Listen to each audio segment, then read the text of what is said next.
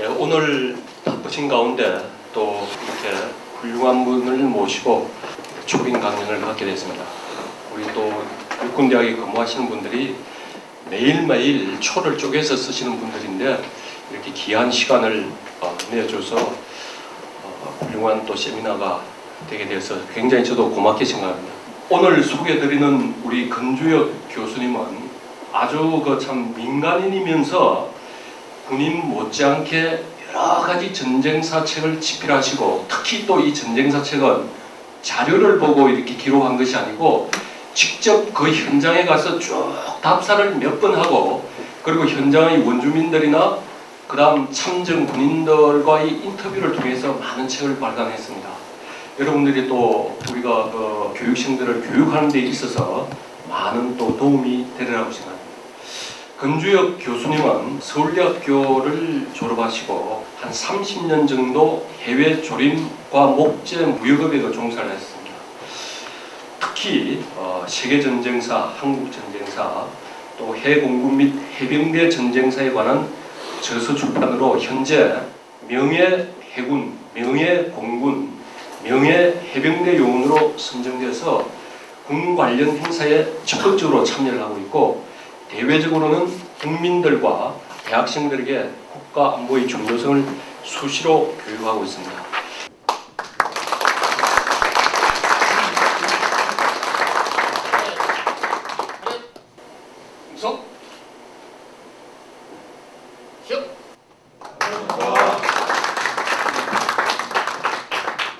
시간이 한 또 15분 정도 남아 있으니까 이제 꼭 태평양 전쟁뿐만 아니라 자기 개인적으로 이렇게 관심을 가지고 있는 분야의 전장 현장에 대해서 질문하고 싶은 분은 앉아서 편안하게 그냥 말씀해서 질문해 주십시오.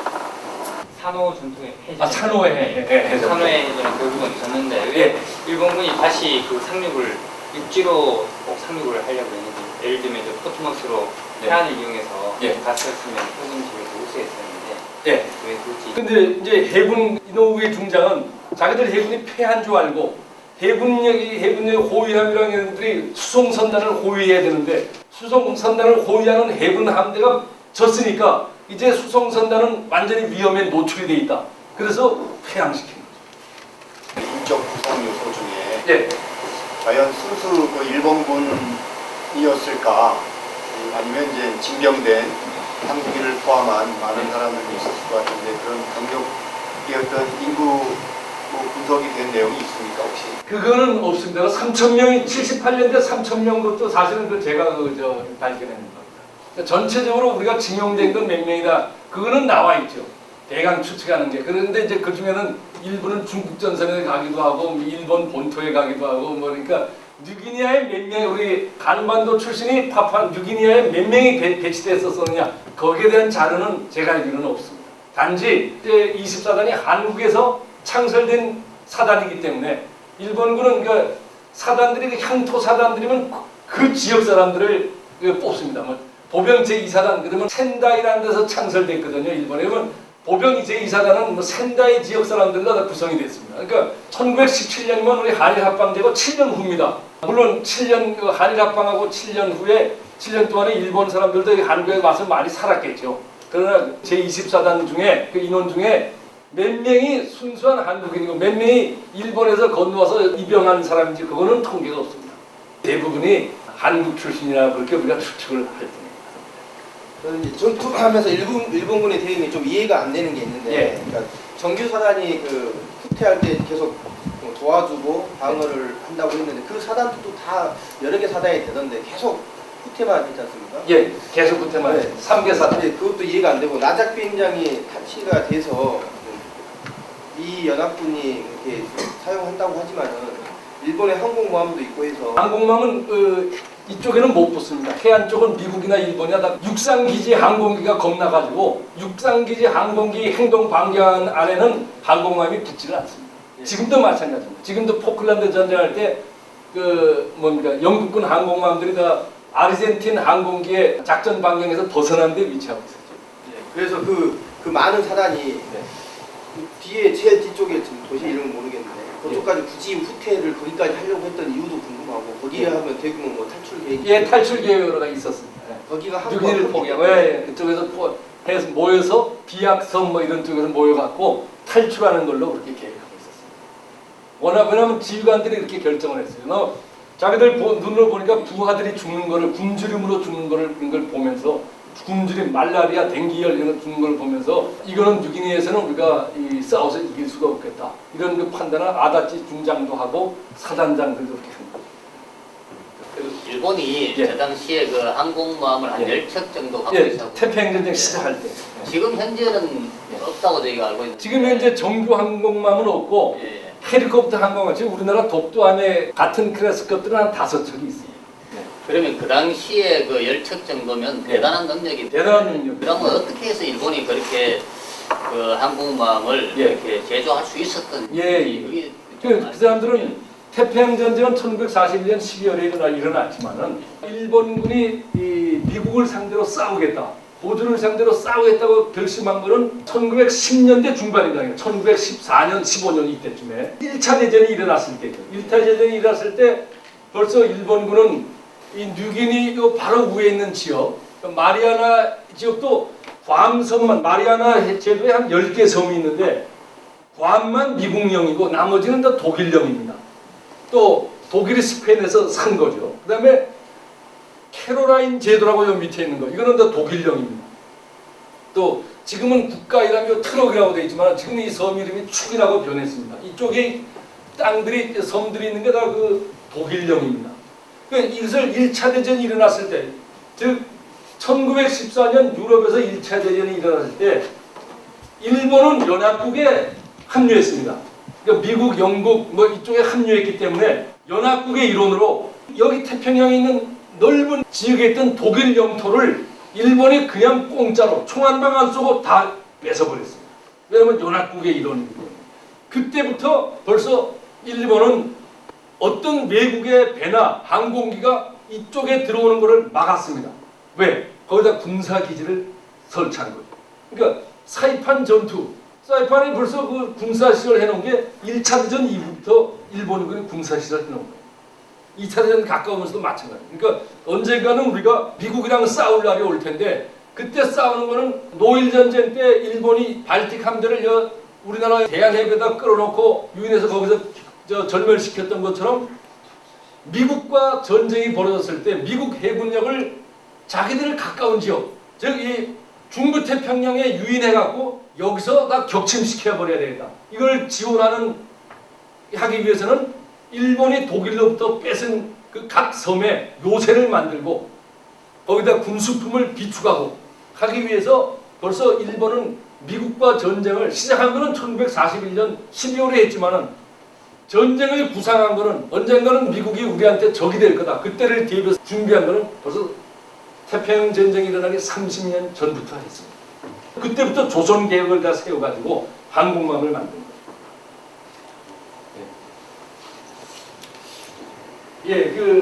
이 경제적 문제나 사회 문제가 있으면 이 위정자들은 자기들 나라의 사회 문제, 경제 문제를 외부에 돌림으로써 국민들 민심을 수습하려는 게 그것이 사실 독재 국가의 어떤 공통점입니다. 인류 역사상은. 그래서 1982년 포클랜드 전쟁이 일어날 때 그 전에 벌써 아르헨티나가 이 경제 문제, 사회 문제가 아주 골치 아픈 나라입니다. 그때 그 대통령이 이 국민의 이 불만을 어디 밖으로 돌릴 수 없을까? 그러면 국민들이 사회 문제나 이 경제 문제에 신경을 안 쓰고 외부 세력에 대한 그 싸우는 그쪽에 신경을 쓰지 않겠나 이렇게 해서 이 구상을 하게 됐습니다. 그래서 전쟁을 하려고 보니까 제일 먼저 고른 게 칠레였습니다. 자기들 나라 옆에 바로 붙어있죠. 칠레가 국경선은 북쪽에 페루, 볼리비아, 그 다음에 아르헨틴 쪽에서 4,500km. 근데 그 중에 대부분을 아르헨티나와 맞대고 있습니다. 그 칠레 인구와 아르헨틴 인구는 1대2입니다. 아르헨틴이 2배가 많습니다. 군대 병력이나 장비를 봐도 아르헨틴이 칠레보다 2배가 많습니다. 또 아르헨틴은 자체 전투기도 생산하는 반면에 칠레는 농업 아주 전형적인 농업 국가이기 때문에 무기도 제대로 뭐 만드는 게 없습니다. 그래서 아르헨틴 군부에서는 군부가 저 정부를 다 구성하고 있었으니까 칠레는 일전을 벌이기로 했습니다. 일전을 벌이려고 하는데 무슨 근거가 있어야 되지 않습니까? 무조건 저 싸움하기도 뭐하니까 칠레와 아르헨틴 사이에 애매모호한 국경선이 있습니다. 이 남쪽에 보면 문으로 덮인 지역들이 있는데 그것을 자기들 땅이라고 우기면서, 물론 칠레에서 당연히 그건 칠레 영토라고 우기죠. 그래서 이런 그 구실을 만들어서 칠레와 전쟁을 벌이려고 했는데 공격 개시 전에 마지막으로 이 국방부에서 작전 회의를 하는데 이 장군들이 다 반대하는 거예요. 무슨 이유인가 하면 인구나 군사력에서 아르헨틴이 압도적인 그 위치에 있는데 문제는 군기입니다. 이 칠레 군대는 군기가 강합니다. 거기에 비해서 아르헨틴 군대는 이태리 이민들이 많기 때문에 이태리 사람들은 뭐 노래 부르고 옛날에 로마 제국을 어떻게 운영했는지 모르겠어요. 저 노래 부르고 뭐 놀러 거 좋아하기 때문에 그런 그 이태리 이민이 다수를 차지하고 있고 그러니까 좀 군기가 좀 풀어졌죠. 반면에 칠레는 독일계 이민이 많습니다. 그러니까 지금도 칠레군 군복은 2차 대전 때 독일군 군복 그대로예요. 이 뭐 군악대 완장서부터 이 장교들 이 모자서부터 군복의 색깔, 독일군 그 철모 있지 않습니까? 좀 미군들 요새 좀 많이 공부받아서 하지만은 원래 그 독일군 고유의 모델은 아니죠. 약간 변형했지 않습니까? 그 독일군 고유의 철모 모델을 지금도 전 세계에서 쓰고 유일한 나라가 칠레 군대입니다. 그렇기 때문에 군기가 강하기 때문에 이 아르헨틴에서 군부에서 반대하는 거예요. 그 얘기를 들으니까 야 이거 나가 망신당하면 큰일이다 싶어서 오히려 또 만만한 데를 찾아보니까 포클란드. 이 포클란드는 영국에서 너무 멀기 때문에 설마 영국이 오겠냐. 이거 공격해서 뺏어야 되겠다고 해서 쳐들어가서 뺏어버렸죠. 싸움도 거의 안 하고 뺏어버렸습니다. 그래서 그 후에 영국의 대처 수상이 포클란드를 다시 탈환해야 되겠다는 그런 방침을 정하고 영국 함대가 와갖고 영국 해병대 공수부대가 먼저 상륙하고 그 다음에 육군에 이어서 상륙해가지고 아르헨틴군을 제압했죠. 제가 그 포클란드 가보니까 생각보다 엄청 큽니다. 섬이. 인구는 한 2,500명. 군인이 지금 2,500명. 합쳐서 5,000명이 있습니다. 영국군이 아르헨틴군 진지를 다 뺏은 거죠. 항복 후에 가보니까 아르헨틴 부대는 사실 그 사병들이나 장교들이 굶주림에서 항복을 했습니다. 근데 막상 항복을 받고 보니까 엄청난 탄약, 그 다음에 식량이 있는 것을 발견했습니다. 즉 관리가 안 됐던 거죠. 이 예하 부대, 말단 부대까지 탄약과 식량이 제대로 보급되지 않고 서로 통신이 뭔가 하여튼 자기들 문제가 있어가지고 제대로 안 되는 바람에 무기를 갖고 있음에도 불구하고 전쟁에 진 그런 케이스가 되겠습니다. 우리 민간 회사에서도 매년 결산표를 만듭니다. 도대체 회사가 이익을 받느냐, 손해를 받느냐, 또 손해를 봤으면 어느 점에서 손해를 받느냐 분석을 하고 어느 점에서 이익을 받느냐 여기다 내년에도 보강을 해서 더 큰 이익을 확대시켜야 되겠다. 그런 그 회의와 분석을 하고 있습니다. 일반적으로 말할 때 한국전쟁은 승자와 패자가 없는 전쟁이다. 어떤 친구들은 뭐 북한이 낙동강까지 내려갔었으니까 북한이 한번 김일성이가 이긴 전쟁 아니냐 뭐 이런 얘기도 하고 하는데 저는 좀 다른 의견을 가지고 있습니다. 그래서 여러분들에게 제가 말씀드리려고 합니다. 우리가 축구 경기하고 그럴 때는 어떤 뭐 상대방 팀에 대해서 우리가 압도적으로 플레이를 해도 점수가 만약에 무슨 1대1이 됐다 하면 아무리 우리가 플레이를 잘했어도 의미가 없습니다. 이 점수로 그 축구 경기는 점수로 나는 그 경기이기 때문에 그러나 복싱 경기는 좀 다르죠. 이 전쟁을 말하면 운동에 비교하면 전쟁은 복싱 경기입니다. 상대방을 쳐서 거꾸로 틀리는 게 이 복싱 아닙니까? 전쟁도 마찬가지 아닙니까? 전쟁의 목표가 적으로 하여금 우리의 의지를 따르도록 하는 게 그 무력 수단이 전쟁인데 쉽게 말하면 상대방 쓰러뜨려야 되는 거예요. 제가 보기에는 우리 6.25 전쟁의 군사적 결산은 승자도 패자도 없다는 그런 전쟁이 아니고 우리 대한민국 국군과 전 세계 자유를 사랑하는 자유민이 이긴 전쟁이라고 그렇게 단언하고 있습니다. 첫째 이유는 북괴군은 전쟁 목표를 달성 못했습니다. 여러분들이 지금 고지 점령하라는 명령을 받았을 때 특정한 뭐 A 고지를 공격했다가 뺏지 못했으면 끝인 거 아닙니까? 낙동강이 아니라 뭐 부산에까지 다 갔다 할지라도 북괴군은 자기들이 일으킨 전쟁 목표를 달성하지 못했어요. 아까 우리가 얘기한 것처럼 산호의 해전, 일본군 목표는 상륙부대를 포트모스에 상륙시키는 게 그게 목표였습니다. 그 목표를 달성 못했기 때문에 우리 전사학자들이 누구나 다 일본 해군이 졌다고, 그 산호의 해전에서는 연합군이 승리했다고 하는 그 이유는 일본군은 원래 작전 목표를 달성하지 못했기 때문에 졌다고 판정하는 것입니다. 즉 한국전쟁 6.25 전쟁 3년 동안을 놓고 봤을 때 북한군은 자기들이 최초에 세워놓은 전쟁 목표를 달성하지 못했습니다. 이것이 한국전쟁의 북괴군이 참패한 첫째 이유입니다. 두 번째, 우리 한반도 남북한 합쳐 22만 평방킬로인데 우리가 6.25 이전에 남한 면적만은 9만 3천 평방킬로였습니다. 이것이 지금 거의 10만 평방킬로에 되어 있습니다. 여러분들 그거 한번 인터넷으로 찾아보십시오.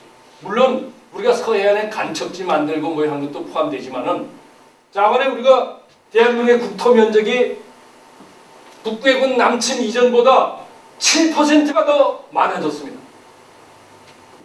세 번째, 이건 뭐 중국 측에서도 다 인정하는 것입니다. 3년 동안의 전쟁을 치르는 동안 공산군, 즉 북괴군과 중공군의 인명피해가 우리 국군과 유엔군의 인명피해보다 2배 이상 많습니다. 한반도에서 일어난 6.25 전쟁을 짚어보면서 일부 사람들이 말하는 승패가 없었던 전쟁, 무승부 전쟁, 이것은 잘못됐다고 저는 굳게 믿고 있습니다. 그러므로 우리가 북괴군과 중공군에 대해서 통쾌한 케오승은 못했지만은 심판 3명 전원 일치 판정승을 거뒀다고 생각합니다. 여러분 의의 있습니까? 네. 저는 이 부분을 반드시 여러분들 우리 초급 장교들에게 교육시켜 주길 바라고 있습니다. 어떻게 이게 무승부된 전쟁입니까?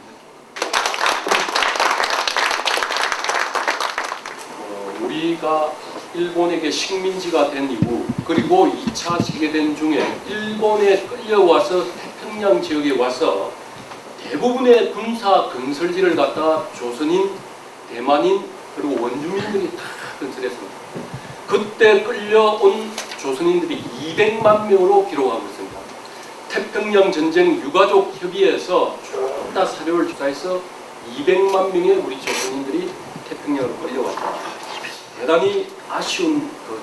여러분들 또 교수님께서 상무정신을 많이 강조하셨는데 우리가 근래 들어와서 우리 스스로 전쟁을 계획해서 전쟁을 해본 경험이 전혀 없습니다.